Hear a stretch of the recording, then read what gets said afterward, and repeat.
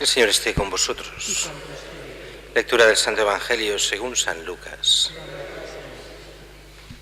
En aquel tiempo designó al Señor otros 72 y los mandó por delante de dos en dos a todos los pueblos y lugares donde pensaba ir él. Y les decía: la mies es abundante y los obreros pocos. Rogad pues al dueño de la mies que mande obreros a sus mies. Poneos en camino, mirad que os mando como corderos en medio de lobos. No llevéis talega, ni alforja, ni sandalias, y no os detengáis a saludar a nadie por el camino. Cuando entréis en una casa, decid primero paz a esta casa. Y si hay gente de paz, descansará sobre ellos vuestra paz. Si no, volverá a vosotros. Quedaos en la misma casa y comed de lo que tengan, porque el obrero merece su salario. No andéis cambiando de casa. Si entráis en un pueblo y os reciben bien, comed lo que os pongan. Curad a los enfermos que haya y decid: está cerca de vosotros el reino de Dios. Palabra del Señor.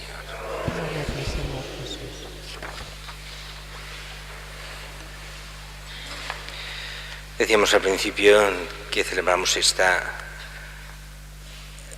fiesta propia de lo que son estos copatronos de Europa, Cirilo y Metodio.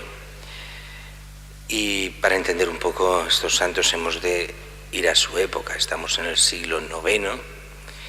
Nacen en Salónica, la actual Tesalónica, en Grecia, y son de familia acomodada.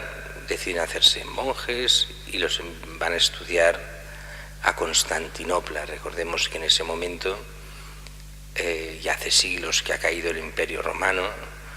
Europa occidental está en medio de la Edad Media, pero la profunda, con muchos problemas, aunque ha habido la unión que ha conseguido el Pepino el Breve y después Carlomagno, pero en realidad la situación en Europa es de atraso en muchas cosas. Sin embargo, se mantiene en pie la capital de Roma, pero la oriental, Constantinopla, la nueva Roma. Y todavía faltan 5 siglos para que los turcos destruyan Constantinopla. Y Constantinopla es la gran ciudad.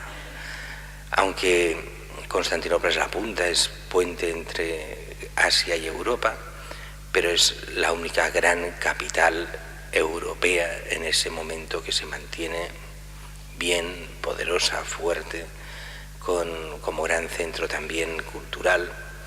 Y allí van a estudiar Cirilo y Metodio. Allí se hablaba griego en Constantinopla, como es lógico, aunque hoy sea Turquía, pero toda aquella parte era cristiana en aquellos momentos. Antes de la invasión turca todos eran cristianos. Y allí reciben una magnífica formación y se dan cuenta de que hay que evangelizar. Lo que decía la primera lectura: tenemos que anunciaros a vosotros, pero también hay otros, decía San Pablo, así que nos vamos a dedicar a los paganos. Y Cirilo y Metodio deciden lo mismo: hay que evangelizar, y hay que evangelizar el mundo pagano. ¿Cuál era el mundo pagano en aquellos tiempos? Era el mundo eslavo, más al norte ya de lo que es Grecia, tocando a Grecia, desde Bulgaria hasta Polonia y Checoslovaquia, toda esa zona, sin contar ya Rusia, toda esa parte era todo eslavo. Pero el eslavo, esos paganos, eran gente realmente a nivel cultural, digámoslo así, mal dicho, atrasada. Atrasada en el sentido de que no tenían ni escritura. El eslavo se hablaba, pero ni se escribía, no había forma de escribirlo, no había una cultura escrita. Y entonces será Cirilo el que inventará la escritura eslava. Por eso a la escritura eslava se le llama escritura cirílica, en honor a su fundador, a San Cirilo. Ellos dos harán la gran traducción de la Biblia y de los textos litúrgicos al eslavo y adaptarán todo el lenguaje eslavo a la escritura, y de esta forma serán, aunque tendrán muchísimos problemas, se atacarán por todas partes, serán llamados por el Papa. Cirilo al final se quedará a vivir en Roma, pero Metodio continuará la evangelización de los eslavos, llevando el Evangelio a todos esos pueblos, también con muchísimos problemas, aunque curiosamente morirá en la cama, no llegará a ser mártir, pero con muchísimas persecuciones. Será hecho obispo y morirá al final ya exhausto en la actual Checoslovaquia, allí también evangelizando. Y es por eso patrón de Europa, porque es el gran evangelizador de los pueblos eslavos.